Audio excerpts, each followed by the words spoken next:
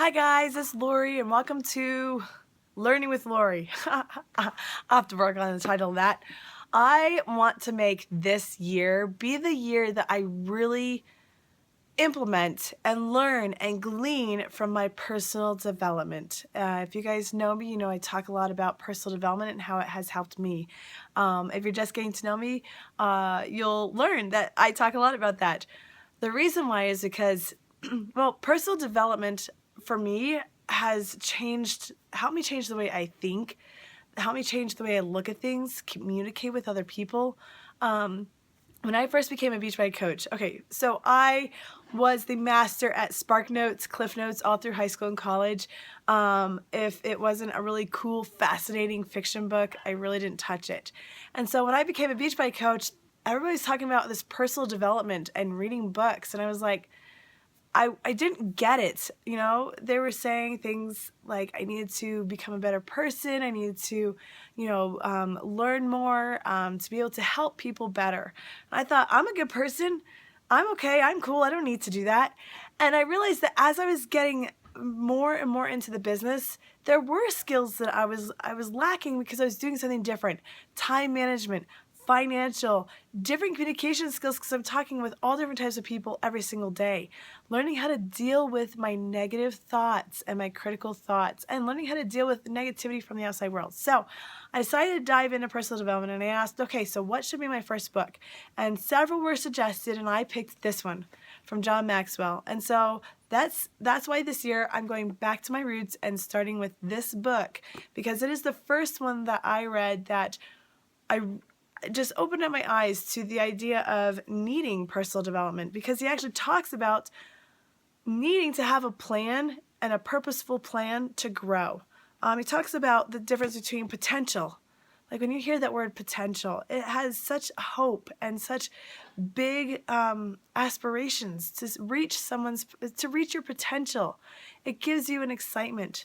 On the other hand, untapped potential gives you the same sort of a deep feeling, but a more of a depressed sort of a thing. If somebody has passed on, has died, and they have untapped potential, it makes me feel sad that they didn't tap into that. They didn't find that. And so he talks about how we want to become better people.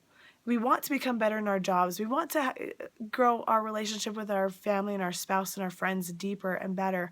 We want to do better financially. We want to be a better person, but a lot of times we don't really know how. And, a lot of us grew up with the mentality that we need to work hard, and then you hope that things will get better. Well, hard work doesn't necessarily bring success, and hope is not an action plan. I'm going to bring in a lot of gospel to my thoughts because I am a Christian and gospel-centered person, but there's so many scriptures that talk about how we need to be taking action. Knowing something, knowledge is power, but we need to tap into the electricity by turning the switch on. And so he talks about how, I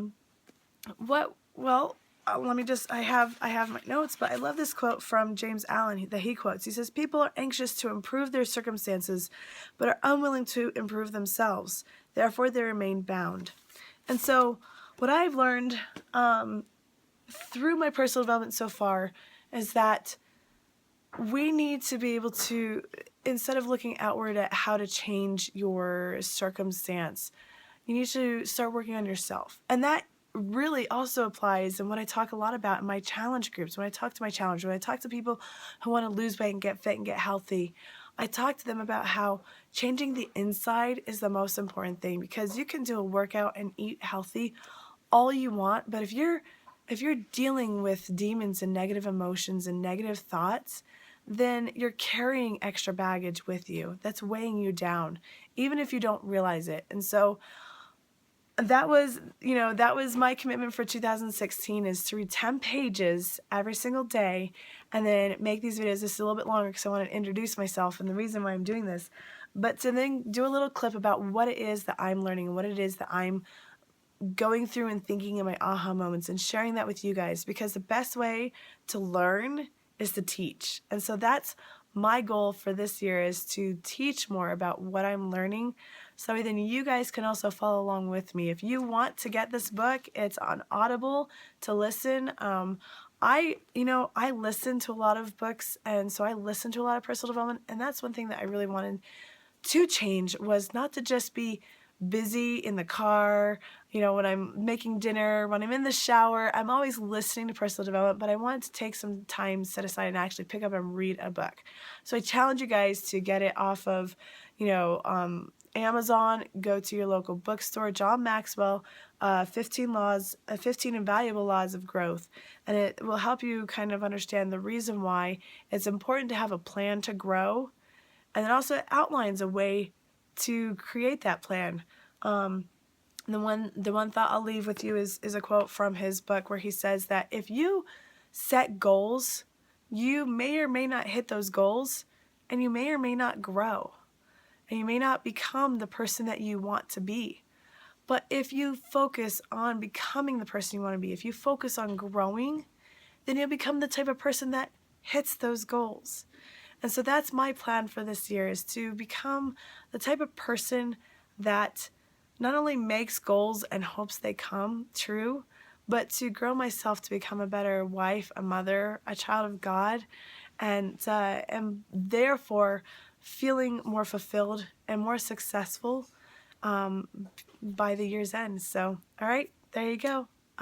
Learning with Lorri. We'll stick with that until I come up with something better. Talk to you guys later.